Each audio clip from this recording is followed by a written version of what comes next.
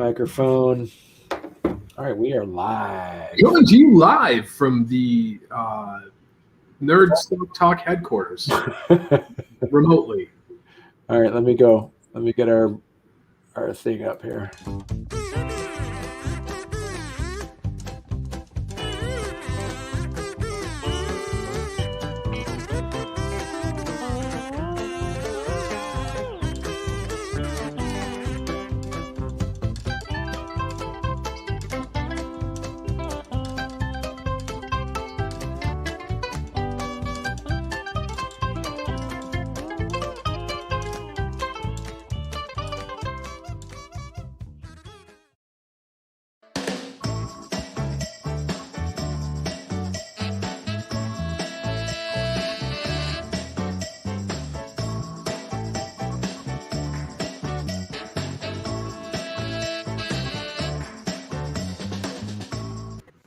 Welcome to Nerd Stock Talk. Air every Sunday at 7 p.m. Every single one, Eastern Standard Time. So if you are watching this as a recording, make sure you can come in every Sunday, 7 p.m. Eastern Standard Time, and we're here to talk stocks, talk nerd stocks, and talk about different types of financial kind of fun stuff that we so pleasantly like to dive into. So with me is my co-host, JP Wildman of JP. Yep, that's me. JPWildman.com is not. It is available. So it is available. Yeah. So really. Yeah. So we should look into that. Yeah. You should look into that. I've got a few side projects we could really put up there. Think of all the fun stuff we can. Most of them are family friendly too. Yeah. So we're gonna jump right into it. We got a jam-packed 30 minutes here that we're gonna go over with. It's gonna be so exciting. We're gonna jump right into it. So here we go.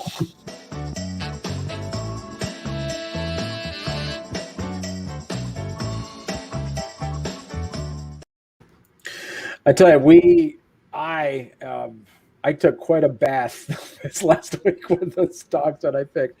So, needless to say, I think did I win? You did win. You did win. Yeah. Wow. So yeah, I would say Viacom still hasn't come back out of their giant jump. Well, no, it has Viacom. No, it's Plug Power is the one I picked. So that's an edit mistake on there.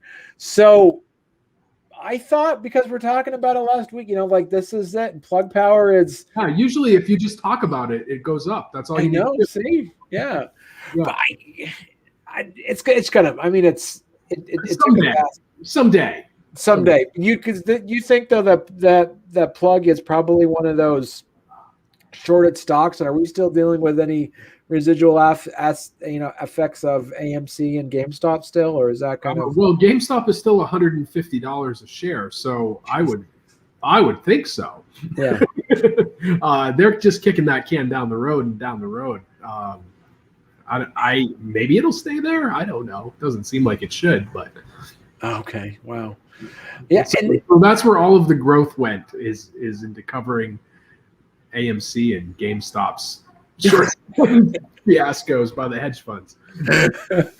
and I have on there is and 10 cent. I think that's still my long one. So it's down. It's like $78 a share right now. I think it started at the beginning of the week. It was at 80 something, I believe. What was it at when you first picked it?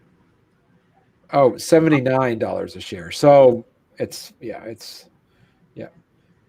went down. All right. Yeah. So the past 3 months, I'm looking at this past week, it went down like 2%, but the past 3 months it's been down about $17. So, I'm not doing too well. It's got room to run. Yeah.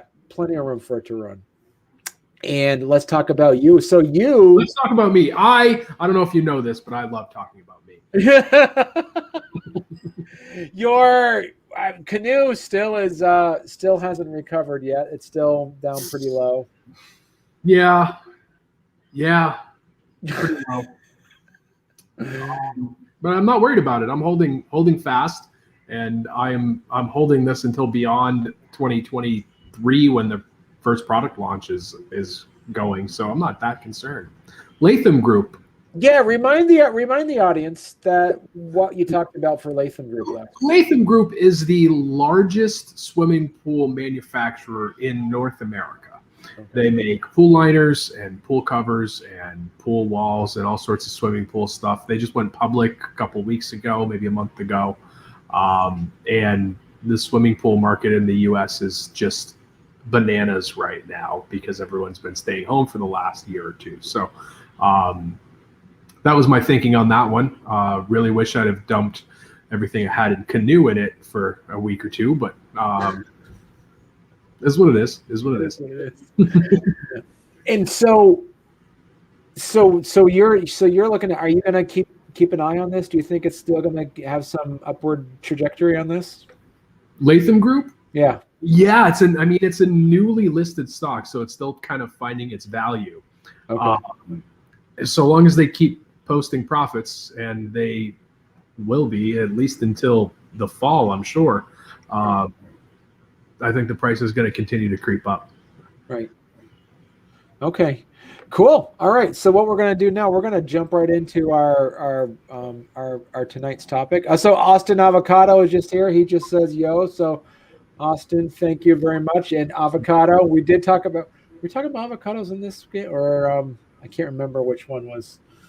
No, that was it was one of my other podcasts. We're talking about avocados. So it's just you're seeing other podcasts? I'm seeing other podcasts. All right, we're going to jump right into tonight's topic. So here we go. No music on this one. No music. Do. I gotta hide the topic. All right. So tonight's topic is the pros and cons of real estate investment trusts, or as they called REITs. Notes. I always take notes. Yes, of course. This is the kind of high quality stuff people expect from this show. See, I didn't know that. That was not in my job description. So JP, you, before we went on the air, we're just talking a little bit about real estate investment trust, REITs, and REITs, as I like to call them. REITs, yes, putting on the REITs. There we go. Real quick, what's your impression? What's your first? Because this was my homework here to talk about this. Because last week it was your thing, so this is going to be my thing for tonight. Yeah. So, what's your impressions of real estate investment trust? What do you know about it? So, I have some holdings in some REITs. I find them to be very steady growth, extremely low volatility, and they have some excellent dividend returns. I've got one that's somewhere around 10%. So I kind of park some money in those and let that go and reinvest the dividends. That's about all I know specifically. I know they function sort of like an ETF. You'll have apartment buildings and such, and you're investing in those properties. The legal structure of how a REIT is structured, I have no idea. So to keep in mind, so our REITs, REITs, as they know, REITs. Is the butter flavored ones. Those are the best. So basically, what real estate investment, and I'm gonna type this into the chat so everybody can see what we're talking about. So do you have a PowerPoint presentation by any chance? You know what? I should have done a PowerPoint investment, but I never did. So I should. For next time we talk about this kind of stuff, I should. Okay. I should. Okay, yeah, I'll be looking forward to that. So real estate investment trusts. Okay, so real estate investment trusts. Okay, is all right. Add banner. Did I do that? Here we go. Show. All right. So tonight's topic: real estate investment trusts. So. Oh, it's this way. It's going that way. Oh, yeah. I should type in tonight's topic on there too. Tonight's topic. You can edit this out later, right? Oh, I'm sure. Yeah, that's we got all kinds of stuff. Maybe, yeah. There's been stuff edited out of this show that we never even talked about. Right. See, there you go. Right. So So I'll have to. I'm gonna have to. I will. I'm gonna. Tonight. What's tonight's topic? So I would say that tonight's topic. Here we go.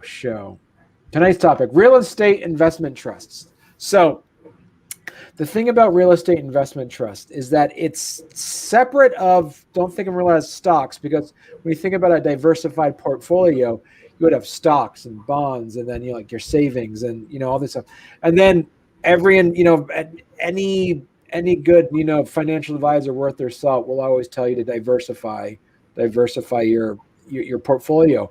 One of them is that if you have curiously won't do is tell you to buy crypto, which I don't understand. One of the things that we'll tell you is part of that diversified portfolio is to have real estate. Not all of us is sitting on nowadays 200 or 300 grand or whatever it is just to buy an apartment to make some money on it. So what would somebody like you and I do to have a diversified portfolio with real estate? What you could do is invest. If you're sitting on like $100. If you're sitting on $100, if you're sitting on some of that sweet stimmy checks that you haven't spent up yet, and you want to diversify, if you have some stocks and you have some of the ETFs we talked about in previous shows, real estate investments trust is a great place to help create a diversified portfolio because it's separate of the stock market. I'd go a step further and say if you are a crayon eating ape and you want to put all of your eggs in one basket, that REITs are a great place to do that. Because for the other good thing about real estate, the other good thing about this is that it also has the ability to, as stocks go, as inflation happens, there's stocks. The stocks are very what's the word I'm looking for? Subject to susceptible. Yes, it's very susceptible to inflation, whereas real estate, REITs are not. They're actually get better through inflation. So what you do is you have two types of REITs. You have your mortgage REITs, and then you have your equity REITs. So your mortgage REITs are part of those real estate investment trusts that actually provide that invest in mortgages. They're the ones that actually have the mortgages. And then you have your equity REITs, which are the ones that are property managers, basically. So there are literally hundreds and hundreds of REITs out there. So the question is like, this is where you can get a little closer to REITs where they can kind of reflect the stock market in a way based off of the types of REITs you get. Mm-hmm. So if the market, if the economy is not doing too well, probably not a good idea to invest in REITs that are like malls or commercial property. Retail, sure, yeah. You'd want to then look at in senses of inflation. You'd look at probably apartments, maybe some single family, multifamily home REITs. Another good idea is, do you want to? This past year, commercial properties where you've seen people actually move out of office buildings, probably not a good place. Hotel REITs, maybe not a good spot to do that. Maybe it's a good part to maybe start looking at it now. So what you would need to do if you're looking at REITs, what you can do is look at which REITs are now based off of commercial properties, private ownerships. Do you want to look at mortgage REITs? Do you want to look at equity REITs? So there's, just like the stocks, there's different types of places you can invest your money into. So if you're talking to us now and you're saying, you know what, Barney and JP, I don't have time to do all this I don't have time to look at all these specific REITs. We talked about it a couple of weeks ago. We talked about ETFs.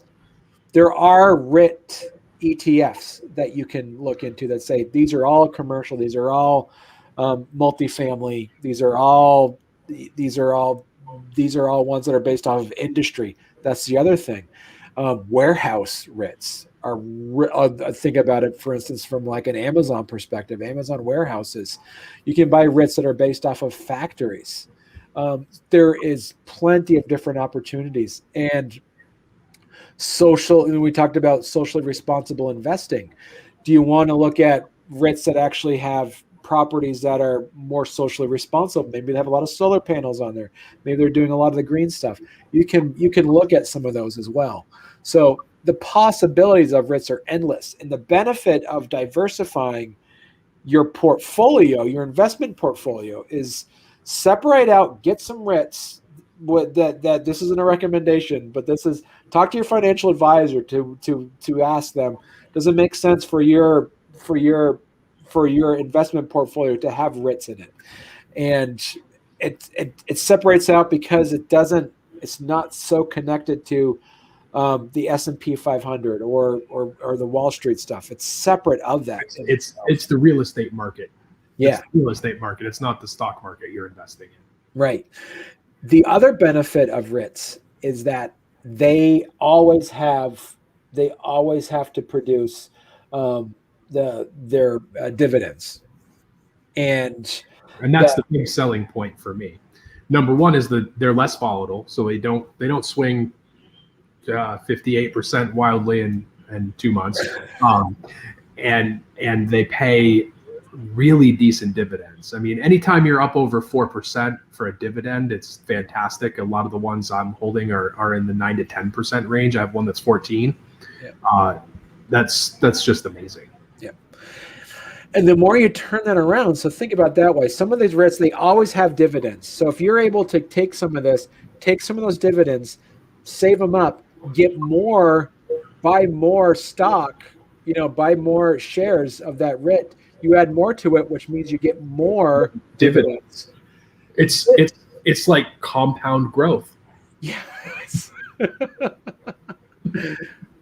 It's almost like that. Yeah. Almost like that. So absolutely look at that. Look at, if you're in the market of looking at, you want to kind of like you're looking at ETFs, you're putting a lot of money into, the stocks that about.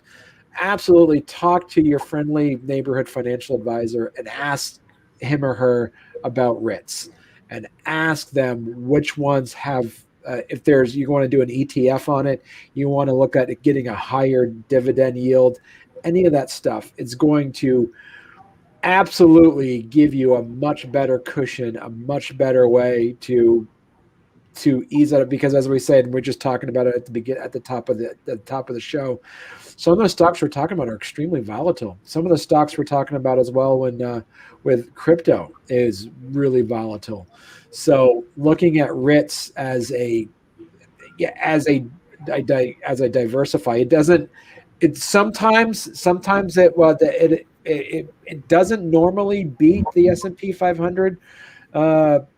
But in the long term it will, depending on what you're getting your REITs into. As I say, if it's hotel REITs, you probably didn't do too well this past year. Subprime mortgages, probably not the best place to do.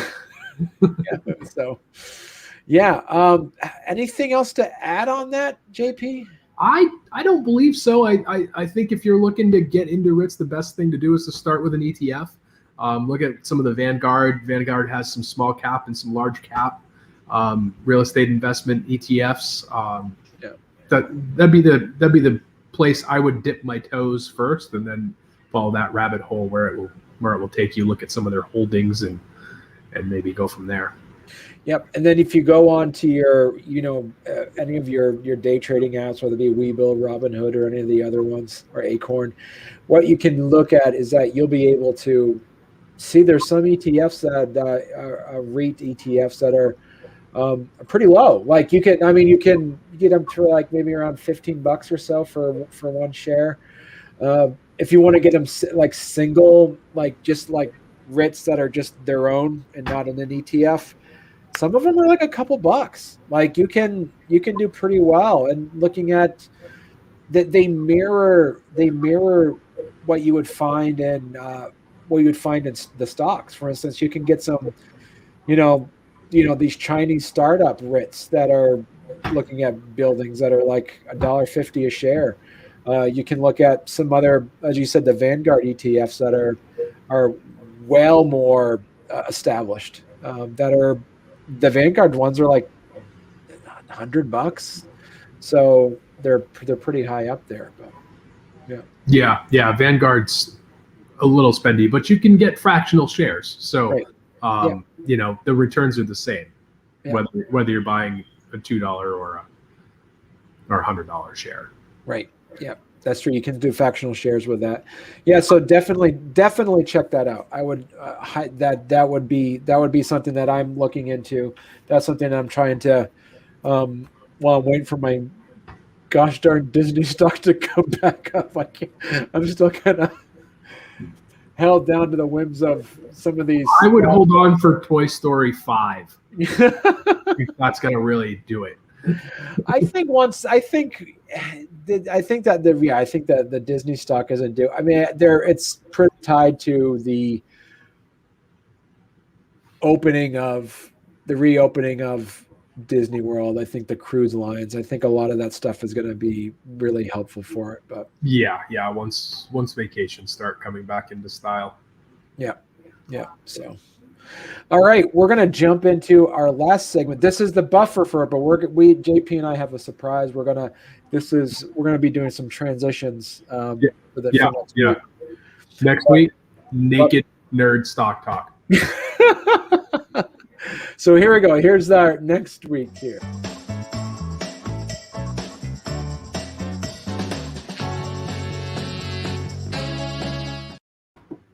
So next week, we're going to do something new.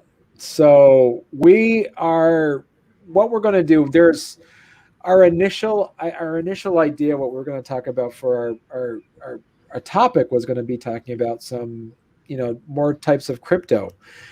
But here's the thing, JP, how many types of crypto are there? Are you looking for a firm number? Oh, it doesn't have to be a firm number. There's a lot. Yeah, there's a lot. There's a lot. There's got to be over 1,000 different types of cryptocurrencies, all that do different things with varying degrees of success. So basically, if you do a search on the different types of cryptos that are out there, there is if you go on, like, for instance, Wikipedia has a list of cryptocurrencies. There is active currencies. 1, 2, 3, 4, 5. I'll have to edit this part out too. There's a lot. There's right now. There's well over the ones that are active right now. There's well over 20 or so. So what we want to do from an educational perspective is that we want to dedicate, our last segment of the night just to kind of do just an education, kind of an overview of our cryptocurrency of the week that we'll be talking about. And because these are so volatile, this is more educational than it is advice, because we don't give advice. We talk about what we do. But there is maybe some cooking advice or something like that, but not for financial investments by any means. Yeah, no, yeah. So, and as I say, we talked about this a couple of weeks ago. I firmly believe that cryptocurrency is going to be the currency of the future, and it's doing what the dollar did to gold, decades ago. I think this is going to do to the dollar. It's going absolutely. When you look at some of the projections, the gold market's $10 trillion. Yeah. Bitcoin BTC is gaining on that market cap. I don't know if they've exceeded the market cap of gold yet, but they're certainly gunning for it. And then you have Bitcoin Cash, which is going after the liquid cash market, which is $100 trillion.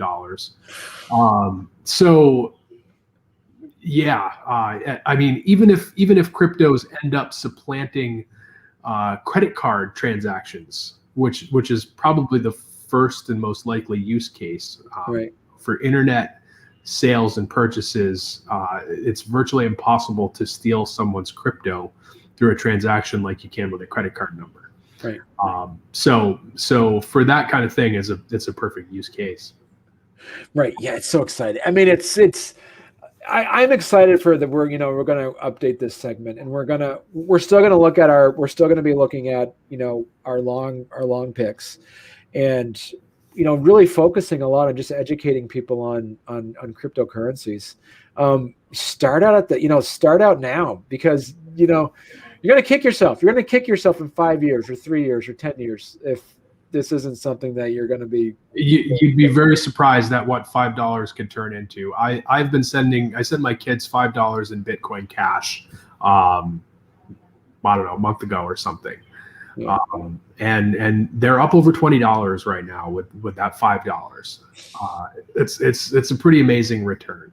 Yeah. I don't get me wrong. I've been holding my crypto since 2010, 2011. Yeah. I've seen it go. I've been rich. I've been poor. I've been up and down and all over the place with this. Really, the best strategy with crypto is to buy it and hold it. Find one that you really think is going to sail, and buy it and hold it, and just wait.